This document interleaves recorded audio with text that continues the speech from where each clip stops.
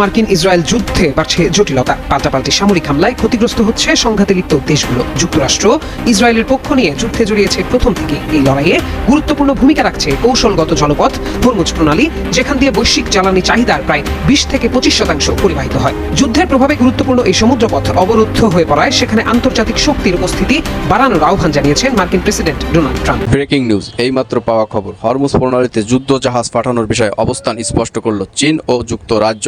গুরুত্বপূর্ণ বাণিজ্যিক এই নৌপথ সচল রাখতে সর্বাত্মক ভূমিকা রাখবে মিত্র দেশগুলি বলে জানালেন চীনা পররাষ্ট্রমন্ত্রী। ভিডিওটা স্কিপ না করে বিস্তারিত দেখতে আমরা টিভির পর্দায় চোখ রাখি। নতুন নতুন সংবাদ দেখতে চ্যানেলটা সাবস্ক্রাইব করে পাশে থাকবেন। শনিবার এক বার্তায় তিনি চীন, যুক্তরাজ্য, ফ্রান্স, জাপান ও দক্ষিণ কোরিয়ার মতো দেশগুলো তাদের যুদ্ধজাহাজ পাঠিয়ে এই নৌপথকে সচল রাখতে ভূমিকা রাখবে বলে আশা প্রকাশ করেন। ট্রাম্পের এই আহ্বানের পর বিশ্বের দুই শক্তিধর দেশ চীন ও যুক্তরাজ্য তাদের প্রাথমিক প্রতিক্রিয়া জানিয়ে ওয়াশিংটনে অবস্থিত চীনা দূতাবাসের এক মুখপাত্র সরাসরি যুদ্ধজাহাজ পাঠানোর বিষয়ে কোনো নিশ্চিত তথ্য না দিলেও বর্তমান সংঘাতময় পরিস্থিতির দ্রুত অবসান কামনা করেছেন। সিএনএনকে দেয়া এক বিবৃতিতে তিনি জানান, জ্বালানি সরবরাহের স্থিতিশীলতা ও নিরাপত্তা নিশ্চিত করা সব পক্ষের দায়িত্ব। মধ্যপ্রাচ্যের দেশগুলোর ঘনিষ্ঠ বন্ধু এবং কৌশলগত অংশীদার হিসেবে চীন সংশ্লিষ্ট পক্ষগুলোর সঙ্গে যোগাযোগ অব্যাহত রাখবে এবং উত্তেজনা প্রশমনে গঠনমূলক ভূমিকা পালন করবে। অন্যদিকে যুক্তরাজ্যের প্রতিরক্ষা মন্ত্রণালয়ের পক্ষ থেকে জানানো হয়েছে যে এই অঞ্চলে বাণিজ্যিক জাহাজগুলোর নিরাপত্তা নিশ্চিত করতে তারা মিত্র এবং অংশীদারদের সঙ্গে বিভিন্ন বিকল্প ব্যবস্থা নিয়ে আলোচনা করছে। তবে ট্রাম্পের আহ্বানে সাড়া দিয়ে তারা নতুন করে কোনো